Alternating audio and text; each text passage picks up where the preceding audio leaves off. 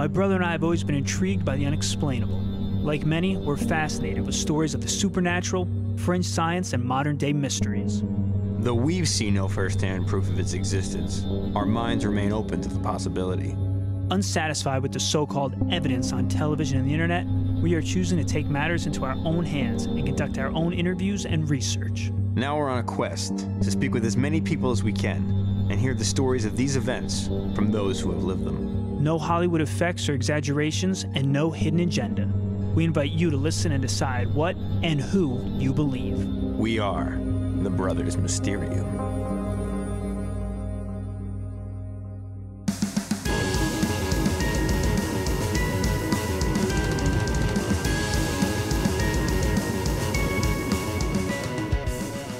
Hello and welcome to the Brothers Mysterium. My name is Tommy, alongside special guest co-host Father Mysterium. Thank you, Tom. Nice to be back. Great to have you. And this is the Brothers Mysterium podcast. And if you enjoy it, we ask you rate and review us on iTunes or whatever podcast provider you use. Allow me to read to you, Father Mysterium, some of the latest reviews we've received. Molly Weingarten said, "The coolest. Love these guys. They have a super interesting approach to understanding others' experiences and clearly do their research for each case they cover. An awesome podcast for skeptics and believers of the paranormal." Parvanzo said it's eerie awesomeness.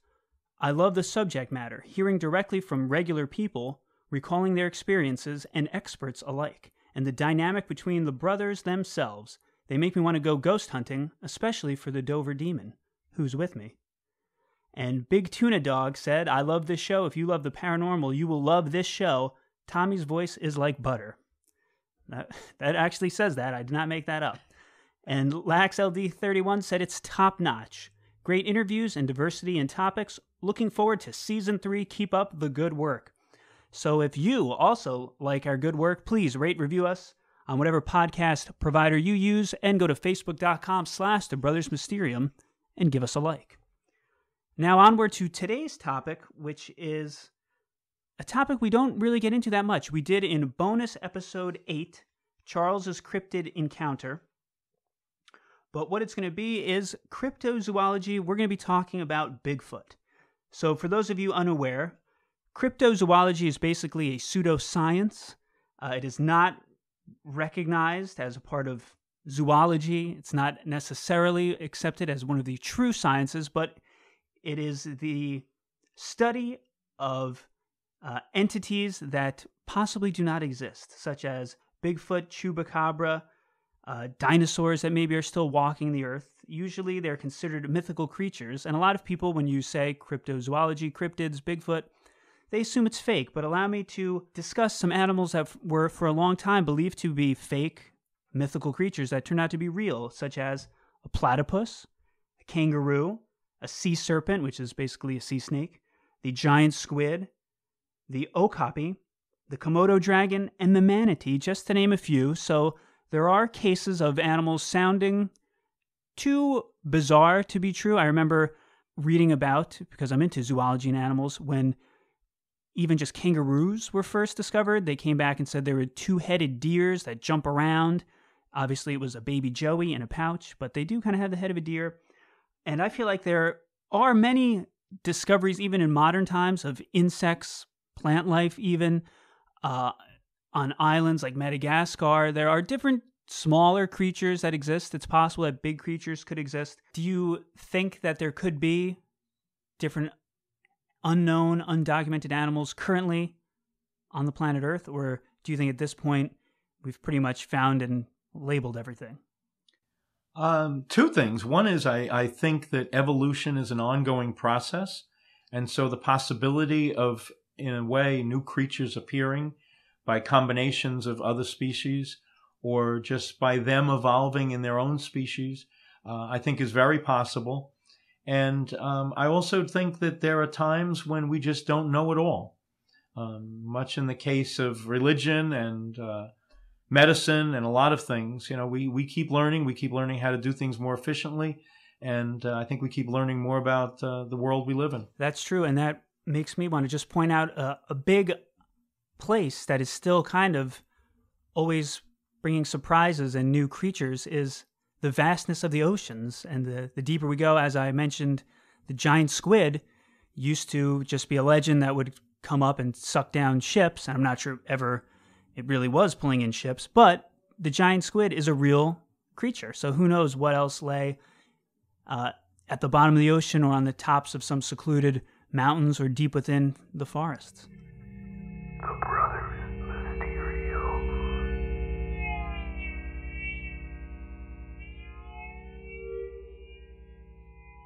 So, when I set out to learn more about Bigfoot, there was one person on the top of my list that I wanted to talk to. My name's Todd Neiss. I am the president and co-founder of the American Primate Conservancy, based out of Welch's, Oregon, which is where we reside. And that's on the southwest flank of Mount Hood in the Cascade Mountains. And my motives for wanting to interview Todd for this episode are twofold. First, Todd is recognized as one of the top Bigfoot researchers today. And second, he has what I would say is one of the best eyewitness encounters with these creatures that I've ever heard. I reached out to Todd and was honored when he agreed to do a phone interview. So we'll start with, before your encounter, just as a kid, as a young adult, were you a believer in cryptozoology, cryptids, Bigfoot, abominable snowman, anything like that? Yeah, that's a great question, and the answer is no.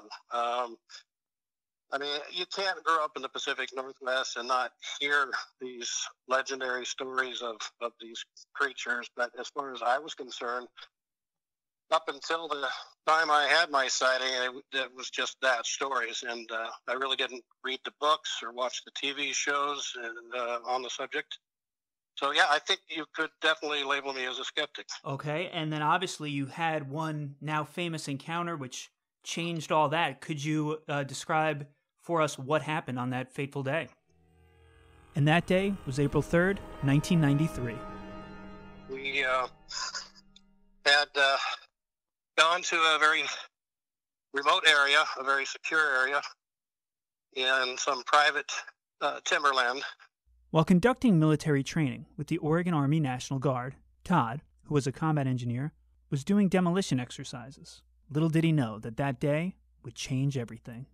We had blasted 2 of the 3 sites. On this property, the National Guard was given permission to use high-level explosives in some of the gravel pits located across the area. And it just set the charges on the 3rd site. Per SOP, we were to get into our vehicles. We had 11 minutes based on the fuse to get to a safety staging area. We'd convoy out of that area and wait for the explosion, and then return and check our work. It was during that convoy, as we were driving away, that I saw something that changed my life forever. As we rounded a corner, I sitting behind the driver of a Humvee, the second vehicle in the 4-vehicle convoy. It was a fairly nice day, so I had my window unzipped and was just kind of glancing about the countryside, looking for wildlife, basically, because I had done quite a bit of deer and elk hunting in that area, and so I was always on alert to look for wildlife. And as we rounded this corner and the brush cleared away, I had a clear view of the second blast site, the one we had detonated perhaps an hour earlier.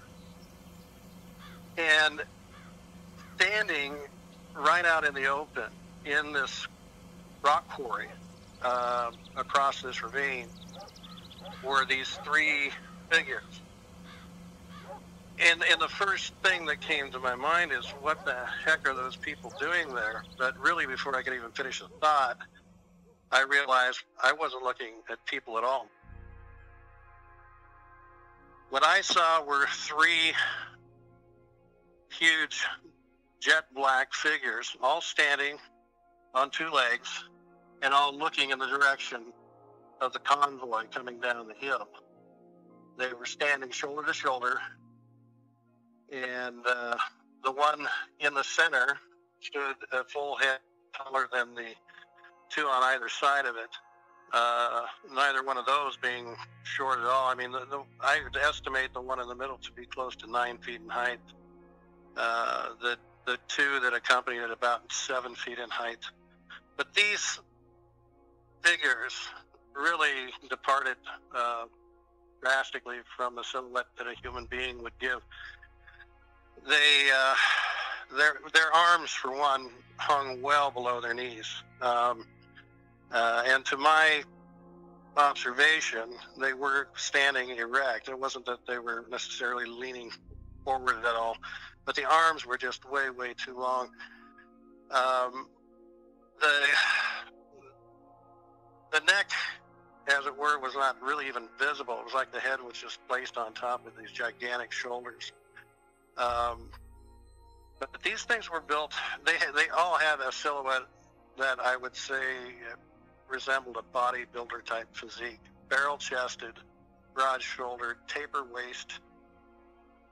And the legs were too long as well, but they didn't have a stitch of clothing on them. They were jet black, and I just stood there in awe as I watched them.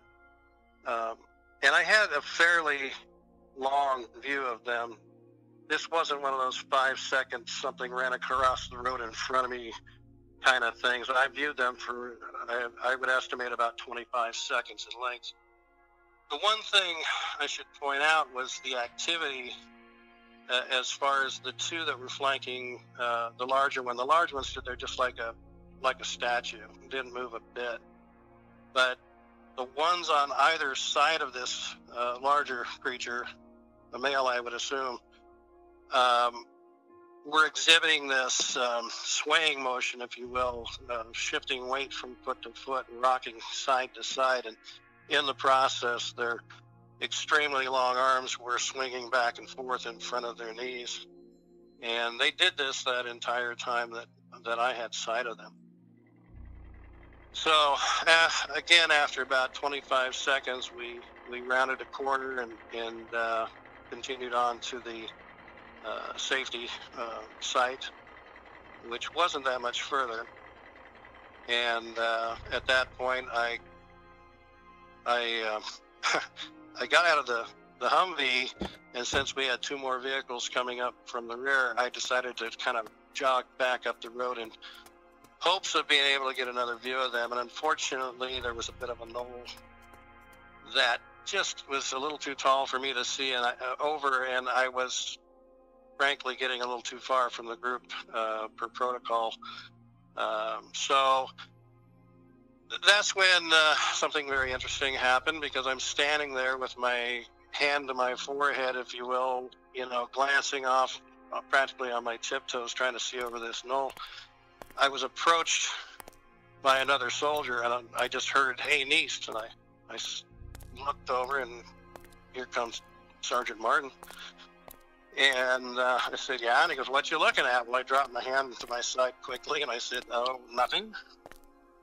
And he continued on toward me, and as soon as he got up to me and took a look left and right to make sure nobody else was in earshot, he said, "I don't suppose you saw what I saw down at the second blast site." I said, "I don't know, Jeff, what did you see?" Right. I wasn't going to be the one to volunteer that, but what Jeff came back with was, I saw 3 black, hair-covered, huge, I guess, Bigfoot. And of course, at that, I said, I did too. And being National Guard, it gets just a little more interesting, and that is, being National Guard, we traditionally would muster once a month for training. And as it would happen, the very next month, being May, we had 2 other soldiers come forward and admit to seeing them as well. So this sighting is pretty unique in sightings, because not only, the activity that we're involved with, which was, setting off huge explosions in the forest, But multiple animal sightings are rare, Right. and multiple eyewitness sightings are rare as well. So just the culmination of all those facts has made it one that's really kind of stood out over time. But I can say without a doubt that 25 seconds of my entire adult lifehood changed my life, and pretty profoundly at that.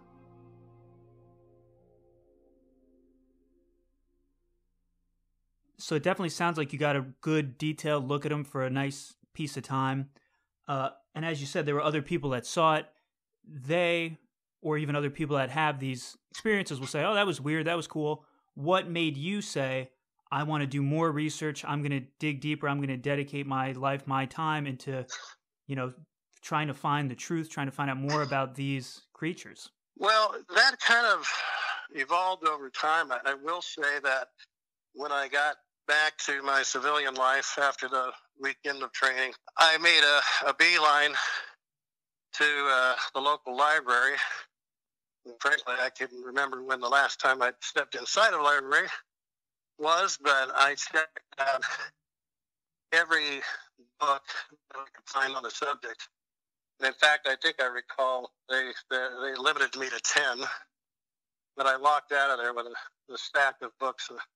I wanted to find out the latest, greatest information that was available.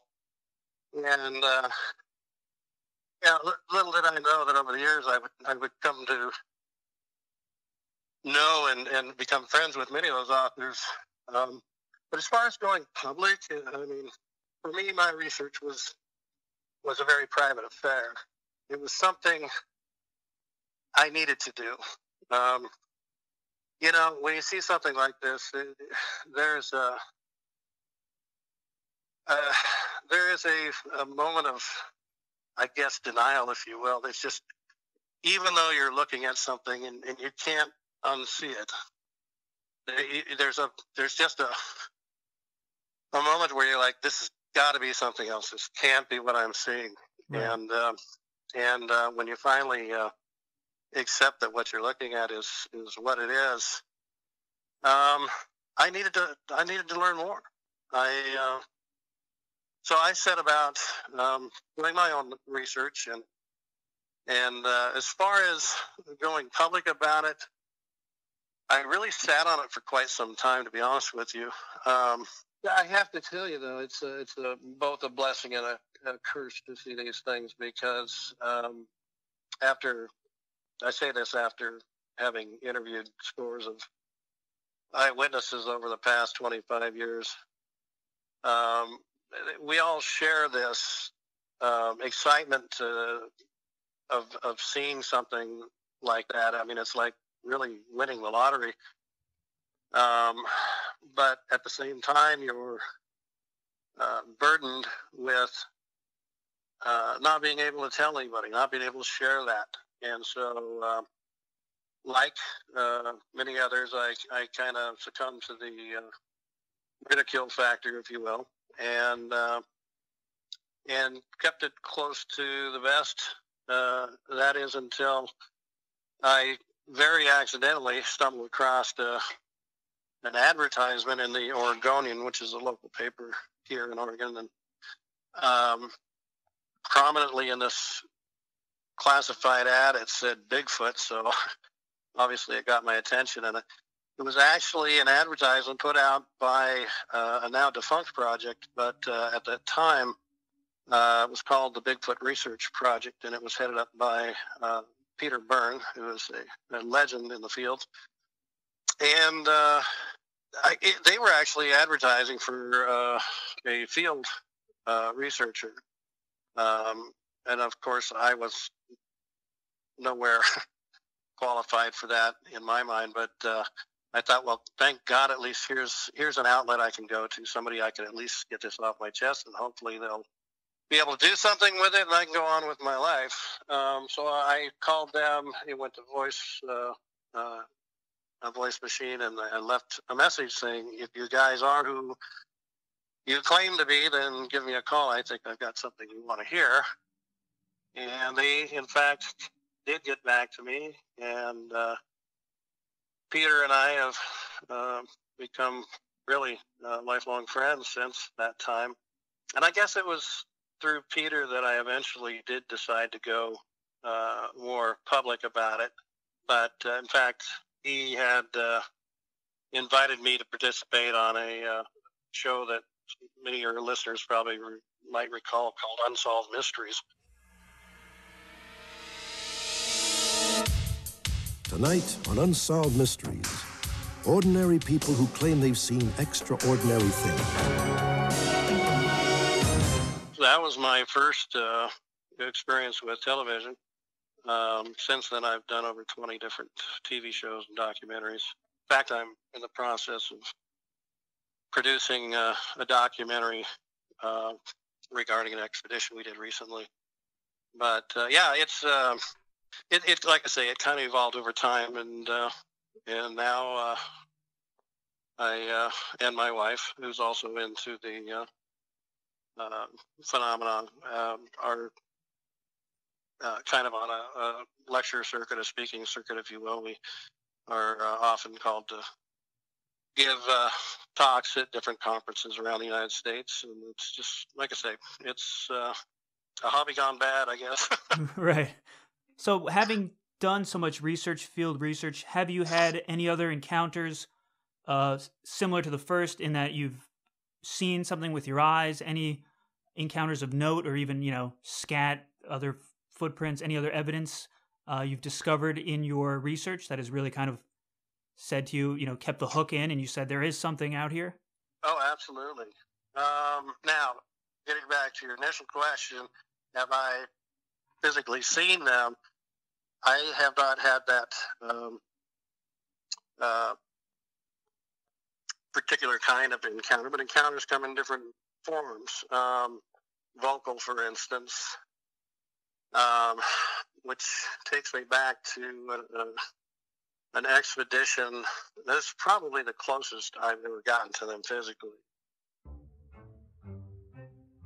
But I had put together an expedition in 1998, and with me on my research team was Peter Byrne and another noted researcher by the name of Ron Moorhead. And we set up for about 8 days in the Coast Range, not far from where I had my sighting, near Saddle Mountain, and had gotten the master keys to all of the logging gates going into that area, so we were literally locked behind 3 different gates by the time we got to our base camp. The team is there for 6 miserable days, in late March to early April, full of bitter cold and a mix of hail, rain, and snow in the temperate rainforest. And on that 6th day, Ron Moorhead had flown his private plane not far from, maybe 15 miles away was the nearest airport.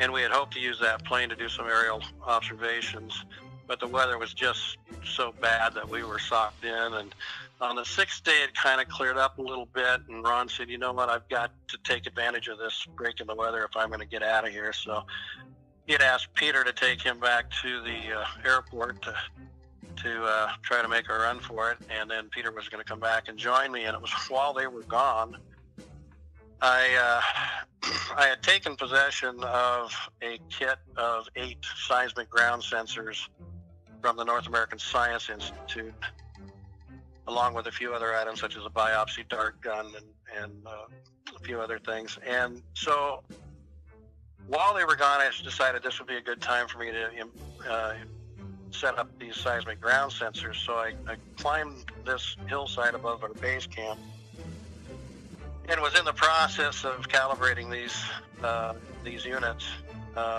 when a hailstorm came in. As it approached, I really had 2 choices: try to get back to the base camp, which I could see, but I probably wouldn't have made it before that hailstorm hit, or B, go up into the old growth timber not far behind me and just use those big old fir trees as an umbrella until this hailstorm had passed. And so I opted for plan B, and I went up into the old growth timber and got up there, and it was just before the hail hit. And while I'm there, I had to answer the call of nature. So I did that, and just as I'm buckling the belt on my pants, I was hit with an incredible roar.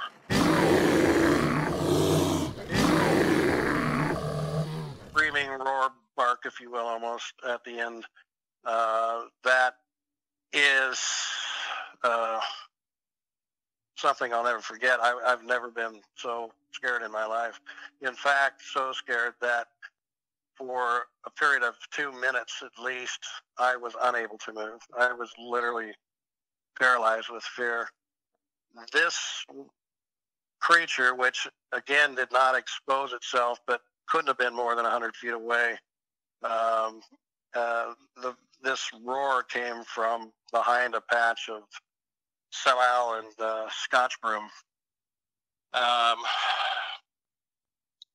There is no animal in the Pacific Northwest, at least known conventional animal, that could have made that noise. It was ear-splitting. It was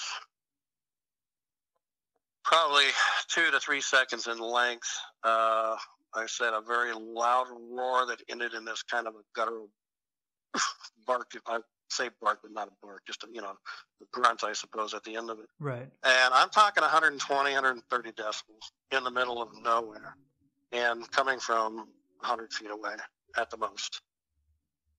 And I literally, part of you says run, but there was something even a little more primal inside me said, if you want to survive, don't move. And I went with that. And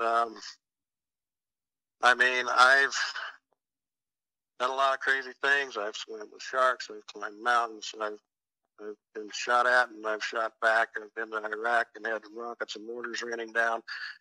Nothing,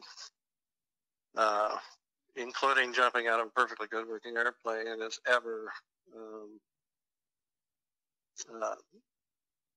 created that level of fear that I felt at that moment. Yeah, that sounds intense. Can you, or have you ever been able to say it was almost like a lion and a gorilla, or any type of animal, as you said, not even native to that region, where you can kind of say it was kind of like this, or was it just something completely different? Well, I'm glad you asked, because I had a lot of different people I talked to, although they weren't there, tried to convince me what I heard was a bear, which, or a mountain lion.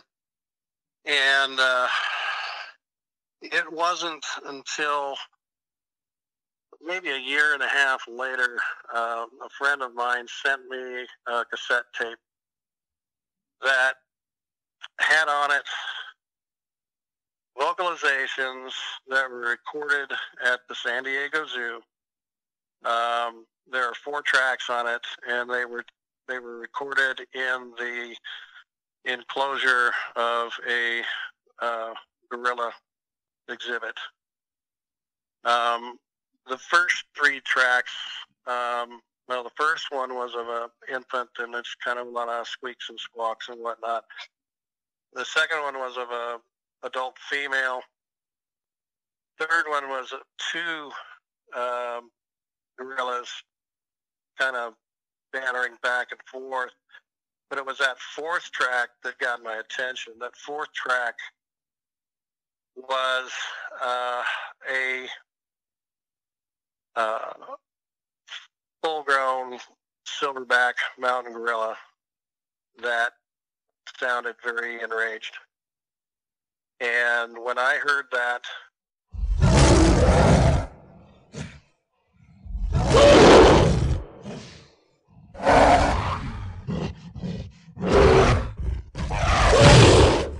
but that sound there really stopped me in my tracks. It was the closest thing I have heard since, and it really nailed it. I mean, whatever did this had to have had a tremendous lung capacity to begin with. And I have talked to, again, many different eyewitnesses over time, and a few that have been subjected to something similar, and we all kind of describe the same thing. That lion roar that you hear is at MGM that has the lion at the beginning of their films. Right. You know, crank up to volume 10, very similar to that, except with this guttural grunt at the end of that loud roar. That was one. I've had some other experiences that have led me to believe I've been very close. One such experience, where Todd knew he was within the vicinity of a Bigfoot, involved not another sighting or even hearing a creature, but this encounter was marked by a very distinct odor. An investigation that we had done up on the ironically named Roaring River, which is a tributary to the Clackamas River, not far from where I live today. And in this particular case, a rock hound had gone up this river about a mile, very rough, no trails. Took about 40 minutes to get in there, brought along with him an Australian Shepherd. And he was aware that there was a lava flow that crossed the river at one point. This, again, is in the Mount Hood National Forest, so it's very volcanic. And at certain times of the year, when the water level dropped, it exposed a lot of this lava bed, and in that lava bed was what he called common opal. And so that was his goal, was to go up there with his dog and take his hammer and chisel and rock bag and go up there and collect some of this common opal. And he had been doing this for several minutes when his dog, who was kind of wandering nearby, started growling.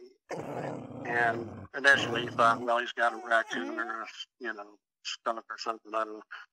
But this growling continued. And so it just kept going on. I finally decided to put down his hammer and his chisel and go investigate what the dog was growling at and so upset about. So when he got up to where the dog was, he looked in the direction the dog was looking.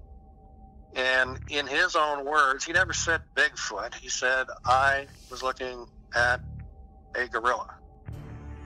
It was standing up, and it had its eyes locked on my dog. And with every grunt, it elicited this a grunt, and it did not look very happy. And at that, he shoved the dog off the log that it was standing on and made a run for it. And very uncharacteristically, this creature took chase. Normally, they'll simply walk off when they realize they've been compromised. But in this case, this thing literally chased after them. And it was quite an ordeal. What took him 40 minutes to get into very difficult territory took him about 20 to get out. And this thing stayed at their heels. At one point, he recalled stopping and looking back because he thought this thing had maybe stopped. And he looked back, and sure enough, the thing was still there. And as soon as they locked eyes again, this thing charged again.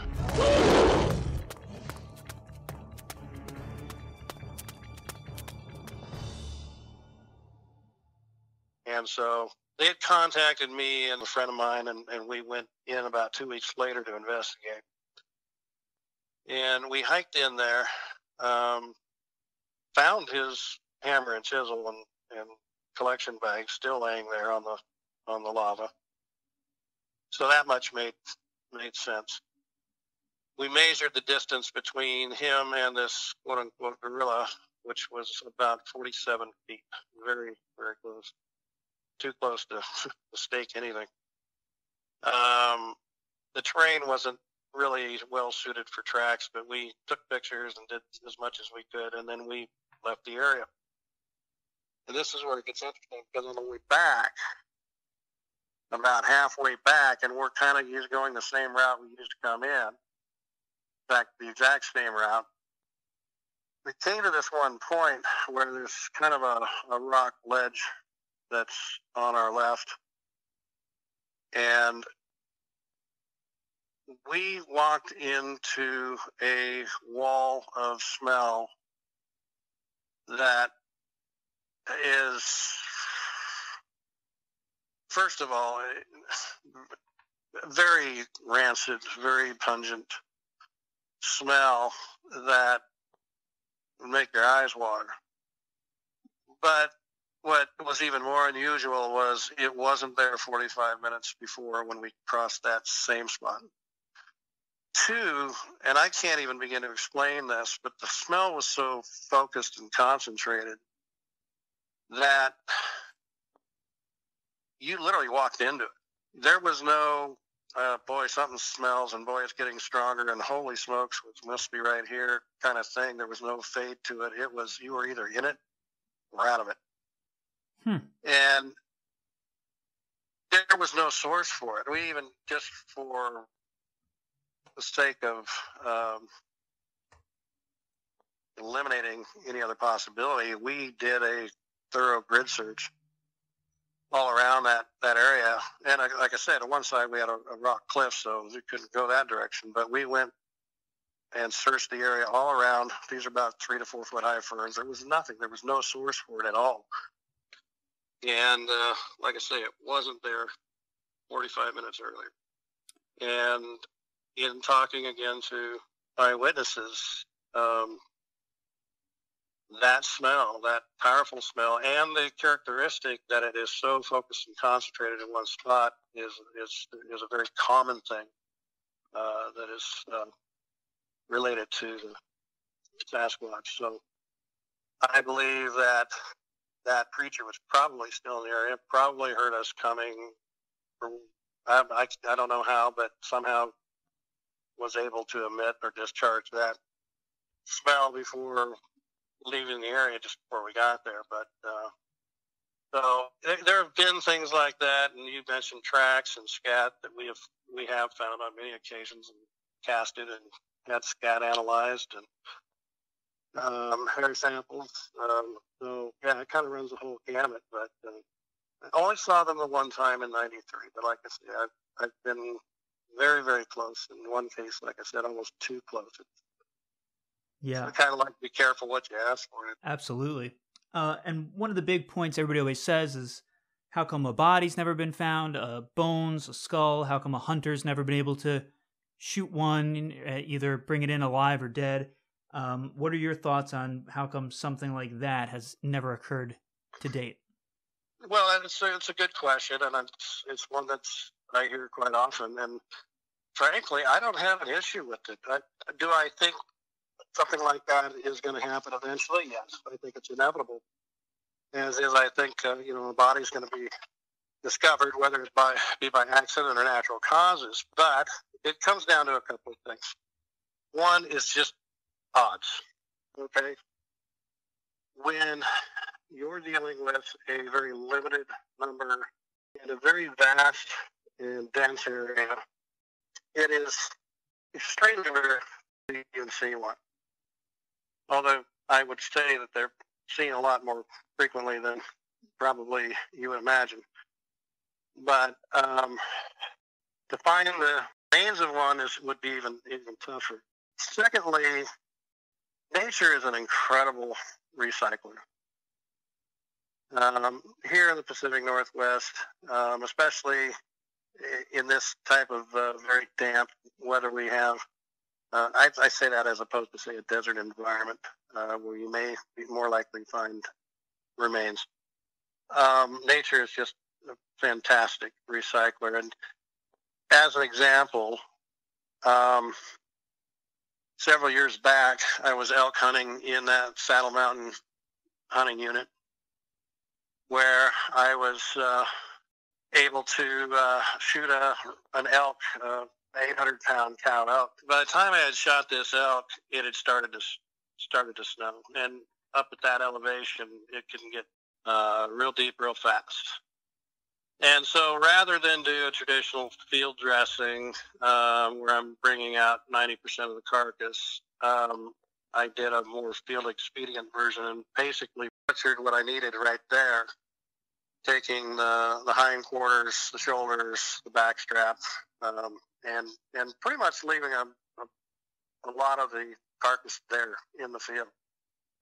But I really didn't have a lot of choice because the snow was picking up, and I was afraid I would get caught in there, and that's not a good thing, especially out here.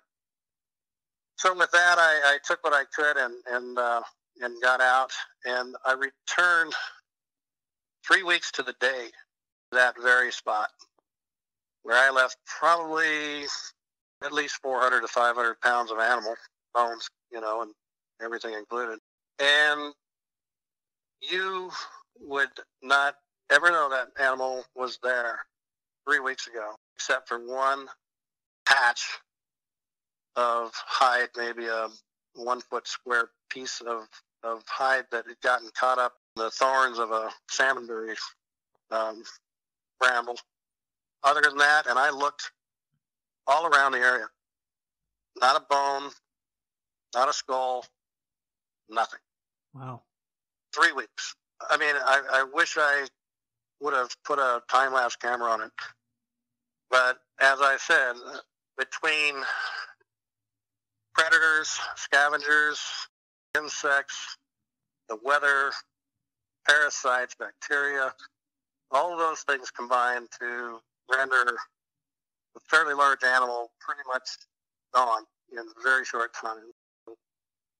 That, and like I said, given the scarcity and the odds of finding these creatures alive, let alone dead, I don't have a problem with it. We've got 6,000 estimated black bears in the state of Oregon. It's extremely rare that any other remains are found. Right. Also, worth noting, some other Bigfoot researchers have suggested that these creatures may be cannibals.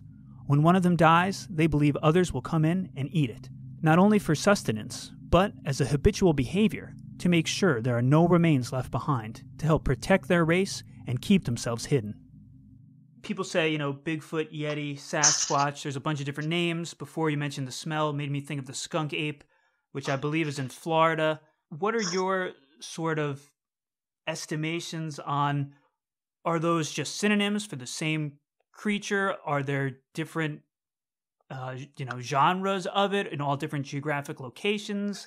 Is it centered anywhere in particular, in the U.S. at least, or could these just live anywhere? As far as creatures in different locations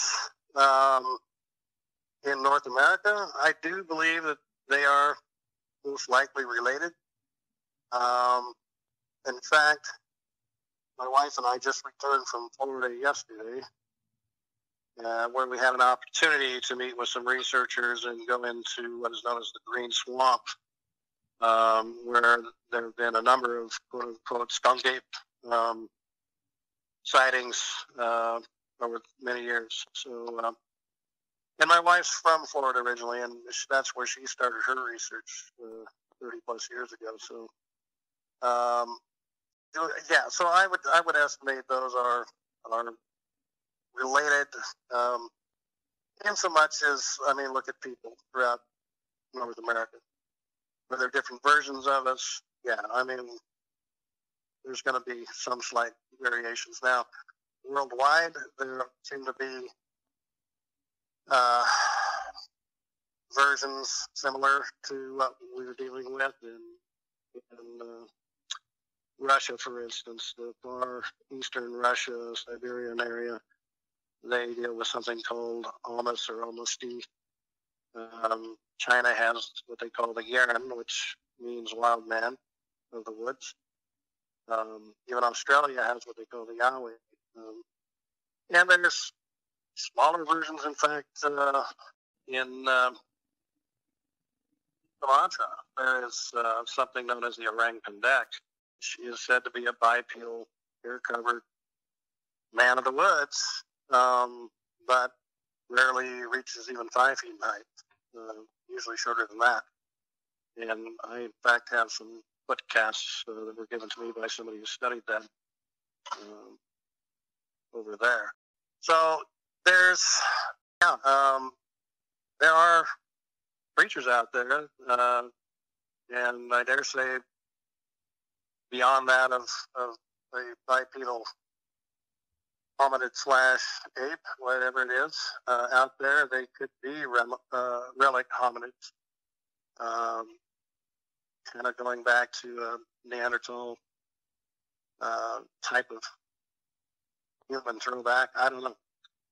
But the ones, obviously, that we hear scattered around different parts of the globe, I would assume the Yeti, for instance, in the Himalayas, are most likely very distinct from what we're dealing with. And do you have any possible estimation on a population size in the region you've been looking into in the Northwest? About 2,000. Oh, wow. Okay. Now, when you say Northwest, again, these creatures obviously don't know boundaries or anything, or artificial boundaries. That is, when I say 2,000, I am talking about the Cascade and Coast ranges that we discussed just earlier. 2,000 might shock a lot of people. Might think, that's impossible, but that number is not mine per se, but it's one that I've accepted, that was proffered by Dr. Wolf Henner Fehrenbach, a primatologist who did some research in this area years ago.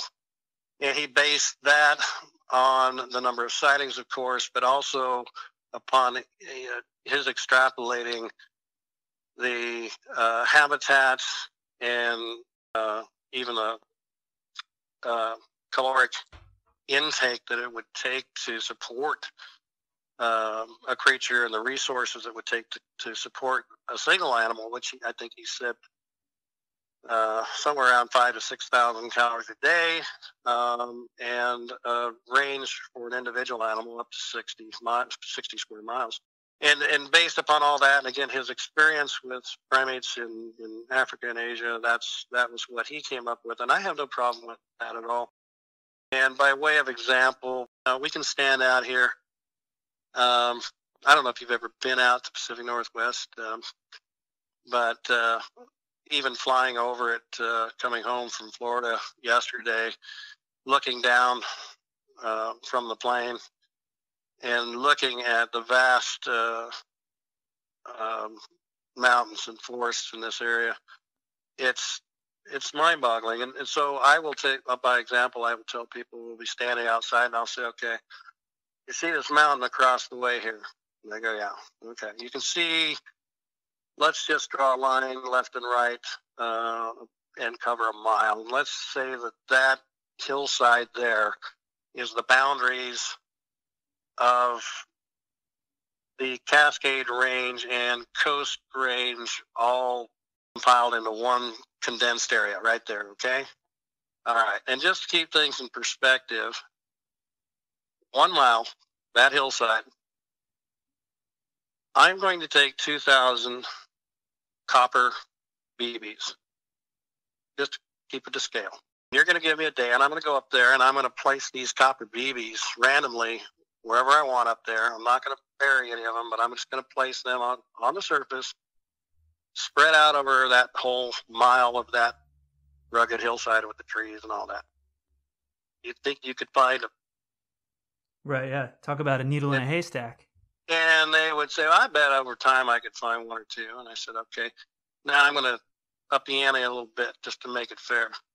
I'm going to spray paint these shiny copper BBs black and brown, and then I'm going to place them up there. Now do you think you can find them? No, I don't know. That's pretty tough. Yeah, okay. Well, maybe I can find one. No metal detector. No, but I bet I can find them. Okay. I said, now, one last caveat. These little black and brown 2,000 BBs I place up there, they can move. Right. All right? It's only a mile. It's a mile that covers the equivalent of probably 50 million square miles. But it's a mile. I put 2,000 objects up there. I made them blend in, and they can hear you, they can see you, and they can move accordingly. Now, how many are you going to find? And when you put it in that perspective, didn't people think, 2,000 of anything spread out over that wide of an area? Yeah, it is a needle in the haystack. Yeah, that's a great analogy. I like that. That's a very good way of kind of breaking it down and just showing just how vast an area they live in, and if, like you said, when they can evade you as well, it makes sense why they're so hard to find. And that's their backyard, and trust me, they know it far better than we do. And with their strength and agility, we look at these hills like they're impenetrable, and I think they see them as pretty much flat. Right. They have no problem traversing them. Do you have any theories on what they could be? Are they American primates? Are they some sort of gorilla? You had said before, maybe some sort of, they evolved from Neanderthals. What's your personal theory on the origins of these creatures? Well, I'm glad you asked that, because be honest with you, I've kind of come full circle on that, and in that, when I initially started researching, I somewhat naturally concluded that these were something ape-like, something perhaps between human and the great apes that we know exist today. And to be fair, the word primate applies to not only great apes, but humans as well. Right. Because we fall into that same category. So with the name American Primate Conservancy, at least we got that covered. But anyway, my wife, when she started, she had her organization known as Stalking, which was her last name, Stalking Hominid Research. And she's always been on that side of the argument that they are basically hominid, not humanoid, but hominid, meaning in that same family branch. And I've kind of come around to that possibility. The reason I say that is after I started studying these things for a couple of years, like I said, when I came back to my civilian job and I made a run to the library, checked out a bunch of books, I wanted to learn what the latest, greatest, newest information about these things. But then it dawned on me, these things have been on the scene certainly far longer than Europeans. And if you're talking the Pacific Northwest, our history dates back to only about 250 years. And that goes back, pioneers that came out here. So I started changing my research and looking not for the newest, latest, greatest, but for the oldest references, thinking Native Americans, First Nations peoples have been traced back at least 14,000 years in this area. 250 years is nothing. Right. Right?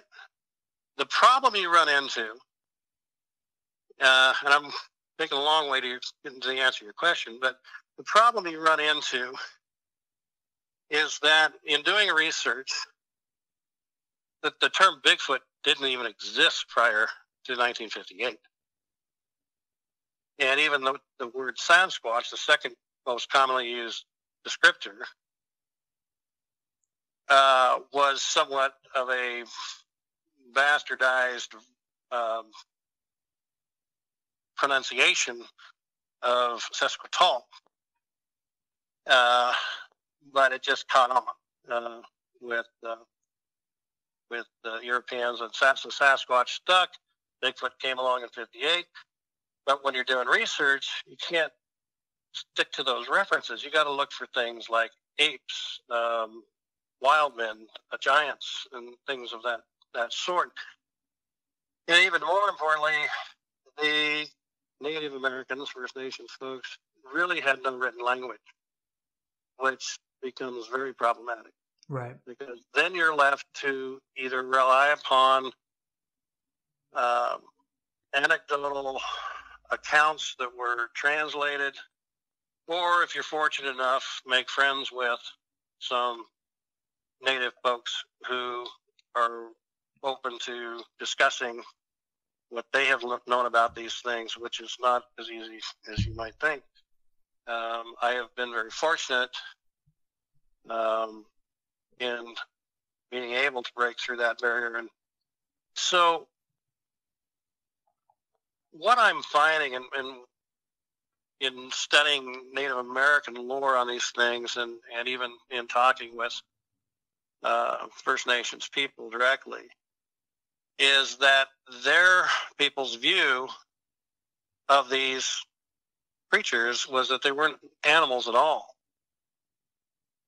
Their description of them, and I'm thinking back to a book written by Ellie Clark in the 50s after poring over archives in the Smithsonian of early historians, that they call them the old ones, or they refer to them as the first ones.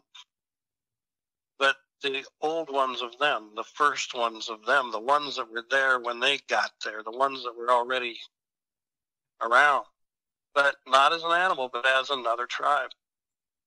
A very different tribe, a very dominant, both in size and strength, but they see them as just that. And so between that and a few other things that have come about scientifically, the discovery of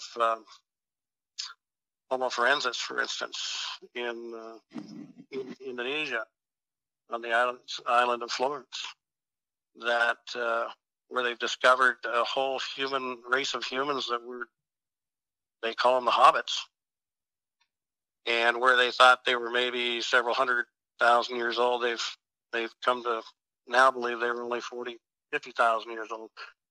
But an entirely different race of humans, just small, like pygmy-like. So who knows? These things, whether animal or man or something in between, it's yet to be determined. But like I said, I've kind of come around to believe that that's very, very good possibility that they are hominid, and I say that mainly because of the evolutionary jump in terms of physiology between quadrupeds and bipeds. The changes that would have to take place in the hip structure, the leg structure, the ankle and foot structure, and all of that, even the back, the pelvis and the neck, for something to be ape to what we're looking at is evolutionarily a huge leap. So, but if they are relic hominid, then in some ways that makes more sense. Right. So I guess my final question will sort of bring it all full circle. Earlier you talked about, after your experience, you were kind of hesitant to come forward or share it publicly, and many witnesses are. Why do you think it is important to do the work you're doing, do the research, and share it? Well, for me personally, my research, my expeditions, and that for me is both personal and scientific. Personal in that I would give anything to win that lottery again, to be able to see these things again. I don't believe they exist. I know they do, and that's a huge difference in perspective between myself and most researchers. But to be able to relive that experience, because I have to tell you, and again, I get this from a lot of interviews of eyewitnesses, is once you've lost sight of them, there's actually a emotional phase you go through that's very close to almost depression, because you were gifted with something that was so incredible and so rare, and then this realization that you'll probably never see it again. You know, so it kind of eats at you that way. So for me, it's something that I just personally would like to relive.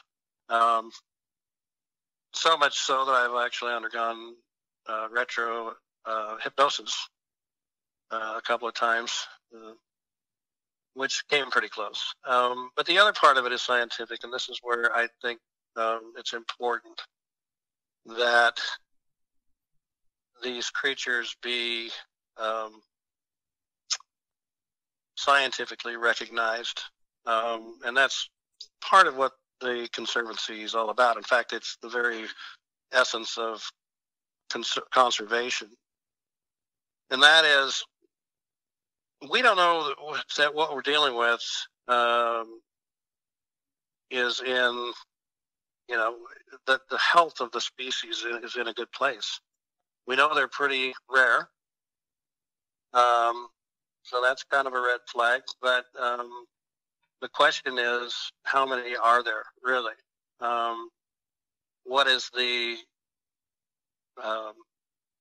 you know, how big is the gene pool? Because an animal doesn't have to come down to one or two creatures to be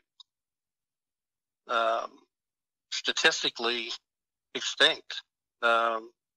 If you read up on the whole process of extinction, you can get down to a couple hundred of any one particular species, and once you get below that threshold, they're bound for extinction.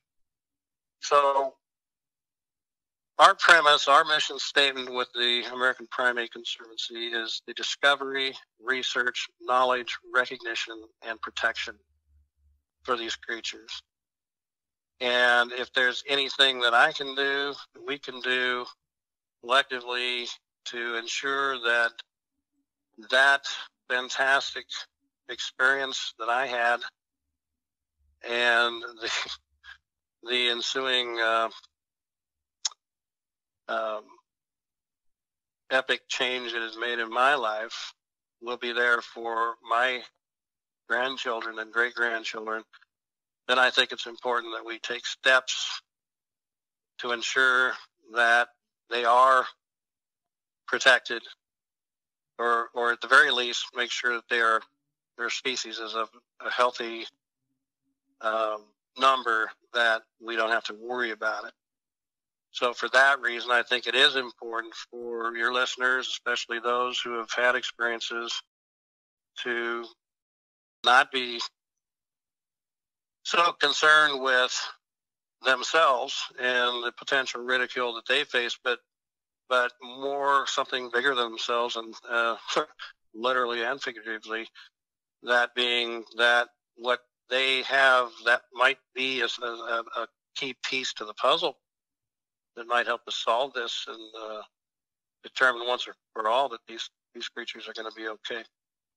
And just with that said, how can our listeners get in touch with you if they want to read up on you and your work? Where can they find more information? Yeah, I appreciate that.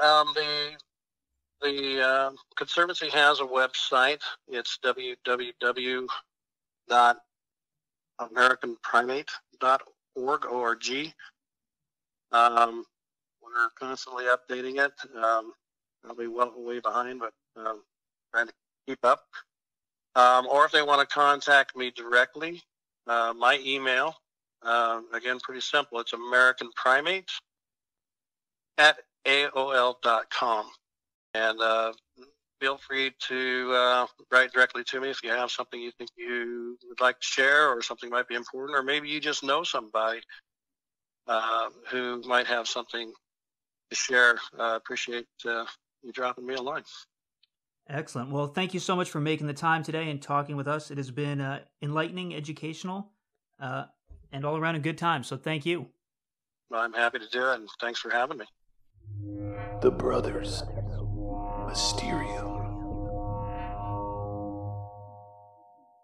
Have you ever, before this episode, considered the possibility of a Bigfoot existing in real life, or you never really thought that much into it? No, I really didn't think that much into it. I'm aware of them and the different names, the different references the fact that they are in different places around the world. But now I've never really thought about what they must be like, the roaring and the wall of smell that he sent. So, and obviously they're not too fast if somebody was able to outrun them. So That's true. When it comes to cryptozoology in general, what are your thoughts? I really have a lot of skepticism, and it struck me that your real experience, which he relates, Todd Neiss relates, are fascinating, that you've experienced, you've seen them, you've heard them, you see evidence that they were someplace. And yet the reality of it seems to me that there would be a lot more of those type experiences.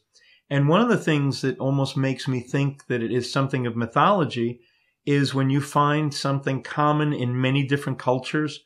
And, for them to be in Australia, sighted in Russia, sighted in China, sighted in the green swamps in Florida or on the Canadian border, it just seems like it's something where these populations have shared this concept historically, but maybe those creatures actually don't exist. So, safe to say you do not think a Bigfoot is a real creature? No, I didn't. And after listening to his conversation, I Googled hominids because that's a word that he used a lot. And one of the things that struck me was that the evolution of hominids and of bipeds, people, creatures moving on 2 feet, seems to be a growth factor, that they have grown larger and have longer lifespans. And for example, we stand almost 6 foot tall, and yet, 200 years ago, the tallest person was maybe 5'5". So there's been a slow growth there, and yet these creatures seem to go the opposite direction, that they are huge, and you would think that would give them a survival advantage. Right, that's an interesting point. And also that our lifespan has increased, and theirs doesn't seem to be. You would think that if their lifespan was longer, there would be more evidence or more encounters. Right. So yeah, let's kind of discuss. The reason I wanted to speak to him specifically, not only is he obviously very well-rounded, he's dedicated a lot of time and research and has the information. We always try to find the top person in each field, but he also has what I would say would be the ideal encounter with one, if we can call it that, which is that it was on a clear day. He got a long look, about 25 seconds. There were multiple witnesses to it. Basically, he's out there with the Oregon Army National Guard. They're doing some combat demo training, blowing stuff up when he sees these 3 creatures. And he really got a good look at them. He says they had a bodybuilder physique, almost no neck, barrel chest, thin waist, the long limbs with the hands below the knees. And he saw that they were jet black, hairy, larger one in the middle, maybe 9 feet tall, 2 on the side, about 7 feet. Those ones were swaying. And 25 seconds is a long time to see something.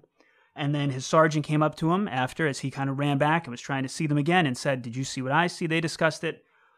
Sometime later, 2 other individuals that were also there come forward. Taking the skeptic side of it, what do you think could account for all of them seeing the same thing of these 3 figures, cryptids, creatures? Well, one of the things that struck me about his story, counter to being skeptical, was that it's very rare that there's a sighting of more than one creature. Yes. Historically, it's been this one giant creature, hairy. And so I said, gee, that's really intriguing that there's 3 figures who almost look like a family or, were somehow related. Right. And the fact that there were multiple witnesses. His commander who came over and said, did you see what I saw? And then they talked about it. Well, you tell me what you saw first. I thought that lent a lot of credibility to it being a real experience.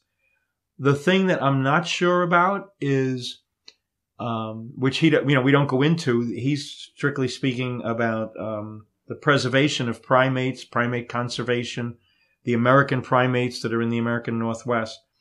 But again, you get this whole concept of aliens. Like, are people seeing these explosions in the woods, creatures, and not understanding them? You're seeing people who are wearing some kind of special devices or suits, and that's their protective gear.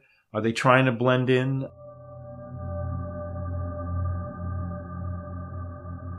My father had the unique suggestion that maybe the Bigfoot appearance was actually a spacesuit of sorts, used to help them blend in as another mammal of Earth, such as a cross between a bear, an ape, and a man. A very interesting perspective. But there are many out there who agree that Bigfoot could indeed be some sort of alien or from another dimension. While they may not agree that the Bigfoot appearance is a spacesuit, but actually the physical appearance of a creature, they do think that they have higher intelligence than we usually associate with their animalistic appearance. Those who claim Sasquatch or Bigfoot is truly an extraterrestrial point out that oftentimes UFO sightings will correlate with Bigfoot sightings, and many contain similar elements, such as a sudden disappearance of the beings, fast-moving objects, or strange lights and orbs. Many also believe the reason that no bodies are ever discovered could be because the carcasses are being brought back onto a spaceship or sent through a portal to their original dimension. One of the most outspoken believers that Bigfoot was actually an alien life form was Dr. Franklin Rule.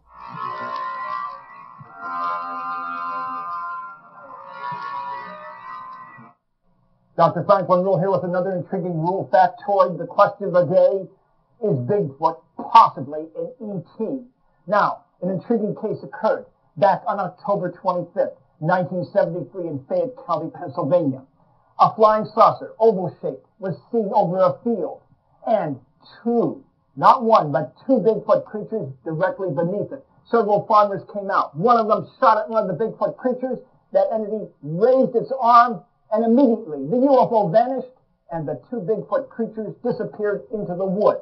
Now, there's a possibility that the Bigfoot creatures are actually the pilots of the UFOs, or perhaps guinea pigs dropped down on Earth to test our environment for future colonization, or conceivably even alien convicts being sentenced to planet Earth. Yes, no doubt about it.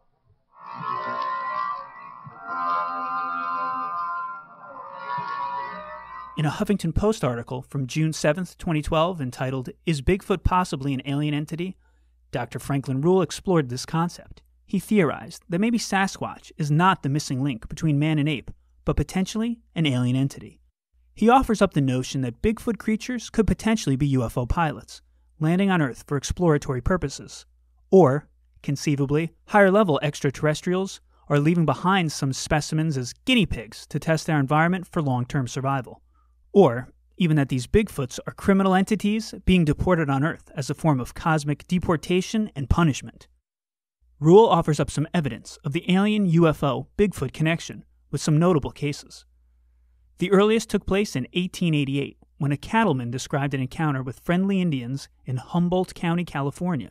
They led him to a cave where he saw a hefty humanoid creature covered in long, shiny black hair, with no neck, sitting cross-legged.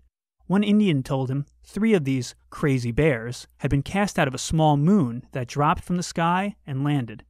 The moon then ascended back into the air, so it's highly likely the crazy bears were really Bigfoots, and the moon a spacecraft. Nearly 100 years later, in 1973, Miss Riafa Heightfield and her 13-year-old son were sleeping in a trailer in Cincinnati, Ohio on the morning of October 21st. Riafa arose at 2:30 a.m. to grab some water and noticed strange lights in the adjoining parking lot. When she looked out the window, she was shocked to see an inexplicable cone of light shaped like a huge bubble umbrella, about 7 feet in diameter. Nearby, she spotted a grayish ape-like creature with a large, downward-angled snout, no neck, and a sizable waist. Moving slowly, it then entered into the light. About 5 minutes later, both ape man and UFO disappeared. About 10:30 p.m. on December 9th, 1974, dairy farmer William Bosick of Frederick, Wisconsin, was returning from a co-op meeting when he nearly slammed into a globular UFO on the road in front of him, its bottom half enshrouded in fog. Inside the visible transparent dome was a 6-foot-tall ape-like creature with reddish-brown fur covering its body, except for its face, and distinctive pointy ears. It appeared to be operating a control panel. As Bosick passed by, the object suddenly arose and disappeared. And in August 1976, after a series of UFO sightings around Rutland, British Columbia, Canada, several men and their children saw a hairy ape-like entity 6 to 7 feet tall roaming about a mountainside. They also found a clump of hair that was sent to the Royal Canadian Mounted Police for identification. Laboratory analysis confirmed it was primate hair, but Significantly, it could not be matched to any known species on Earth. Do they look at us and think that we're hairy and smelly, whereas they're not, And just interesting the combination. And I think his later experience of working with Peter Byrne, where they went out and really tried to do that search, that conclusive search, I thought it added some credibility to his story. So. One thing that I really liked was he gave a lot of insight into being a witness and what that was like, where he said at first he knew he had seen these three creatures, but he still had a moment of denial, even to himself, which then he needed to learn more, which sparked a lifelong quest for more knowledge. But as he said, he went to the library and he deliberated for a while if he should go public or not, and then obviously he did. But he says, he called it a hobby gone bad. Luckily, his wife is also interested in it. They're able to share that. But he talked a lot about the burden of seeing this, and it feels like you won the lottery, and especially as he saw three creatures very distinctly for a long period of time. Other people, it's a quick blur. He told the story of the Roaring River expedition they went on, where a guy was out looking for rocks and was chased away and didn't get a good look. And the other amazing encounter he had, where, again, he didn't see anything, but he did get close to it, and it roared at him, and he could feel it, and he was paralyzed with fear. So he's had brushes with it, but again, never saw anything, which obviously to a skeptic or anybody, when you see it, it helps you believe it. But I really liked his take on how there was almost like a sadness to it, in that he'll never see them again, in all likelihood. And just kind of what goes through the mind of somebody who saw this, and now you're sitting on it, saying, can I say anything? Do I want to open myself up to this possible ridicule? So that was just really interesting. I like that. Not even from a Bigfoot. It kind of applies to a lot of topics on our show of just, you see something and he says a big difference between him and other researchers. He knows as opposed to believes. Mm-hmm. He saw it. He's 100% sure he saw it. These creatures exist. There's no doubt in his mind, which is another concept we come across with ghosts, mediums, psychic abilities, knowing versus believing. A lot of people believe, few people know. So it's interesting that he kind of brought that unique perspective that we can apply to a lot of things we discuss. Yes, yeah, definitely. And I found the story of the man being chased to be also intriguing, because it seems to be a different type of encounter. Very often people have claimed to have seen these, but I don't know if in the stories of Bigfoot had anybody actually been chased or attacked by it. Right. It's as if they always avoid any type of a contact or encounter, that they're experts at eluding being seen or being captured, or even finding any physical effects that they've been there. Now, he did tell the story, though, about the elk he shot when he was elk hunting, and how he only was able to field dress what he could carry out, and when he went back 2 or 3 weeks later, there were absolutely no remains at all. I mean, you may be able to explain that and say, well, he wasn't in exactly the right spot, or maybe other creatures off foraging. I don't know that it really related to Sasquatch in the same way, except to sort of build the case, well, you're not going to find remains because in nature, this is the way it happens. Right, yeah, he said it was kind of a great recycler. And what I thought of there is, I'm a person who does go hiking a lot, and I heard a police officer say this in regards to a missing person, but they said, do you think we'll find a body? And he said, well, who knows, it's out in the woods. When's the last time you came across a deer carcass? It doesn't really happen often, which then made me say, maybe Todd is onto something, because I've never come across, I've seen roadkill, on the street, but in the woods, I've never stumbled upon a dead animal. So, as he said, it is a recycler, but to your point, you'd think there would be more encounters, more run-ins, and I kind of liked his answer when I asked him that. He did the analogy sort of taking a kind of 1 square mile of a hillside and pretending that's the Cascade Coast Mountain Range, and then he's going to he estimated about a population of 2,000 Bigfoots in the area. And then he used the analogy of, what if I had 2,000 copper BBs, then I'm going to go hide in a mile radius. Would you be able to find them? And then he says, now I'm going to camouflage them like the fur of Bigfoot, black and brown, paint them. And he says, and now to make it realistic, they're going to be able to, as you said, be elusive, evade you, stay away from humans. So that did, I like that analogy. I've never heard it put that way before. And it did have me saying, okay, now I can gather why it's so hard. I've also never been to the Pacific Northwest. Have you ever? No. Oh, okay. Well, have you flown over it? Yes, and I also was in Portland, Oregon back in the 80s when there was the volcanic eruption, and that was intriguing too because it looked as if it had snowed when Mount St. Helena blew, and it was actually just ash covering everything, which is again a form of nature recycling, I guess, That's covering true. everything in ash and letting it disappear. And were you able to look down and see like the dense forest and mountains? And was it? Absolutely incredible. Yes. Yeah. Very tall trees, very clustered, very thick, and huge spaces, huge open spaces. Not open spaces, covered spaces. I mean, open in the sense that they were not developed, no roads. And I think as Northeasterners, East Coast people, we tend to think of, states bumping into one another, towns bumping into one another. But you can't, animals and creatures can move through that, like the coyotes do or the deer do through yards and things. But I guess when I had never thought at all how many possibly could there be out there. When he said 2,000, that they like conservative estimates were that there were 2,000 in the Northwest, in the Cascades and the Coast Ranges, I thought that was just incredible. Yeah, and that's kind of why I asked him, because another thing, and obviously, well, one thing I'll say that happens with everything, there are definitely fakers and people that are a little too gung-ho about it, that are doing interviews that aren't knowledgeable. I like that Todd applies science and research. So I think those people kind of muddy the waters when they're on TV claiming, there's 3 left and he saw one and he has a bad photo of it. But I always wonder about just like a breeding population. How have they been around for so long? Mm-hmm. If there's 3 left and that's why they're so hard to see, how are there still, it's like Loch Ness.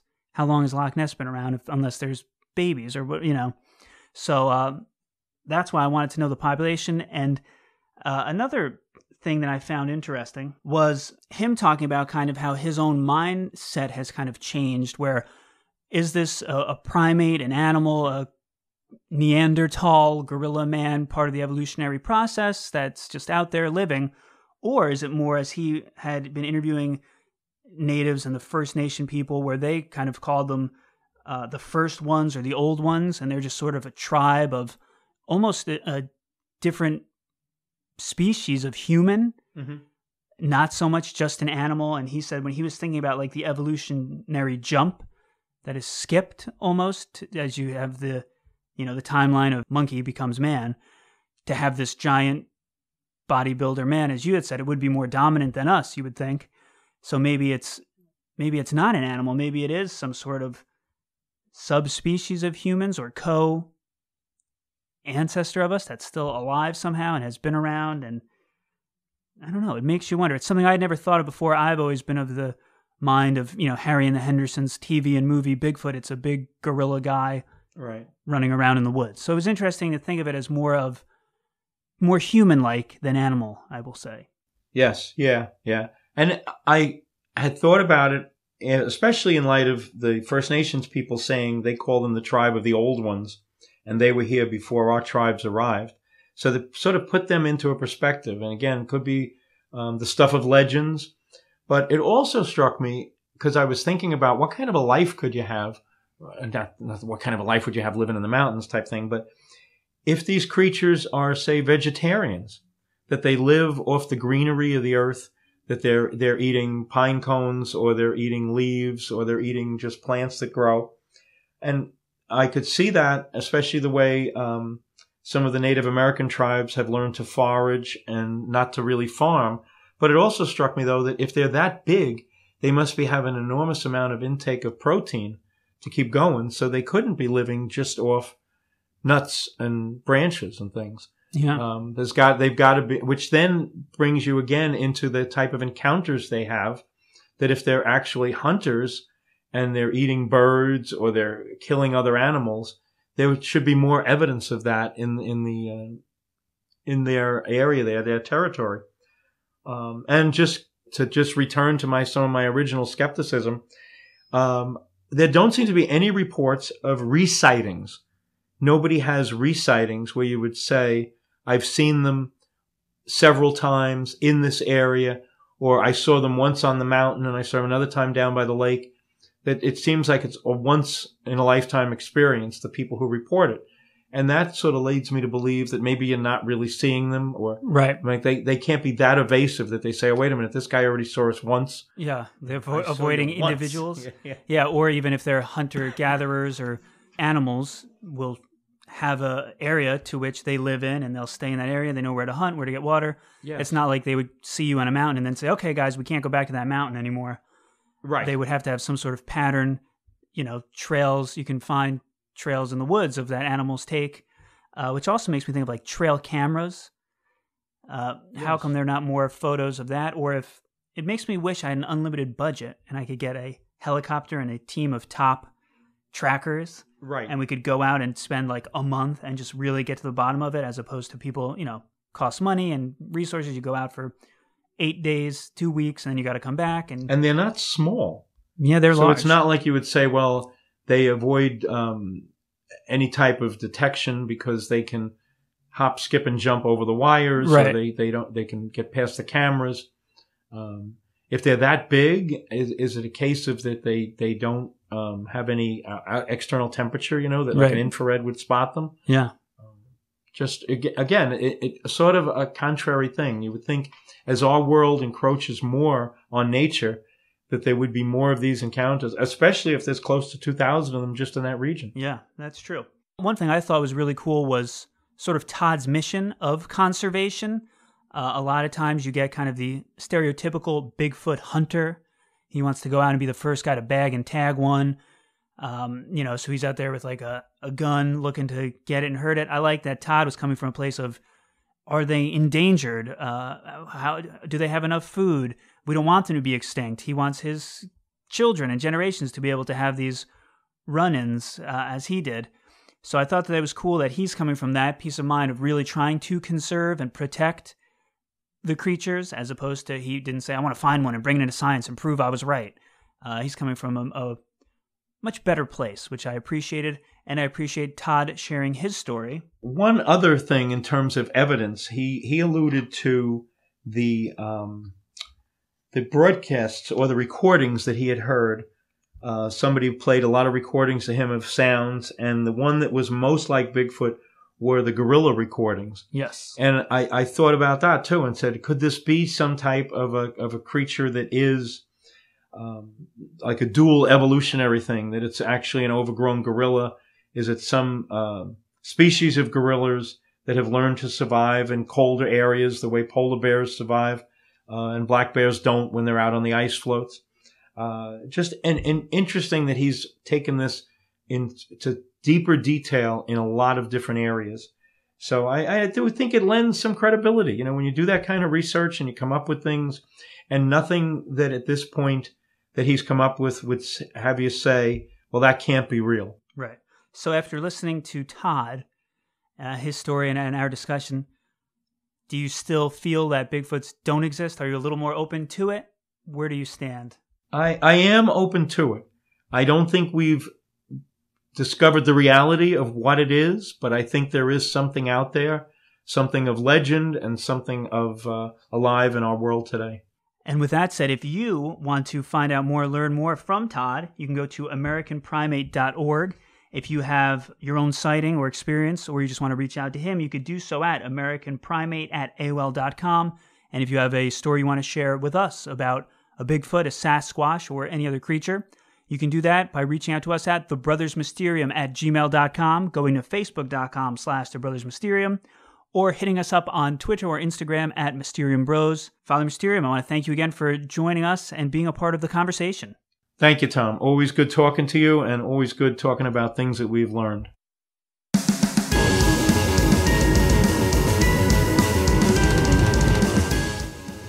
The clip you heard from Franklin Rule comes from Mysteries from Beyond the Other Dimension, Dr. Frank Rule's TV show, intriguing Rule factoids one at a time.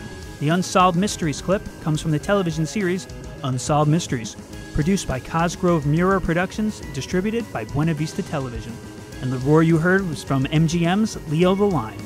Royalty-free music from this episode came from PurplePlanet.com and BenSound.com. And our theme song came from the band The Nevergrin. Check them out. If you want some Mysterium apparel such as t-shirts, go to fightgiant.com. Remember to rate and review us on whatever podcast provider you use, and if you want to get in touch with us about Bigfoot or anything else, you can do so through facebook.com/thebrothersmysterium. Give us a like and send us a message, or hit us up on social media such as Twitter and Instagram at Mysterium Bros. You can always email us at thebrothersmysterium@gmail.com. If you have a Bigfoot encounter you want to share with Todd Neiss, we encourage you to do so. And a special thank you to Father Mysterium for once again hopping on and co-hosting this episode. We are the Brothers Mysterium. We thank you for listening. Stay safe in the woods.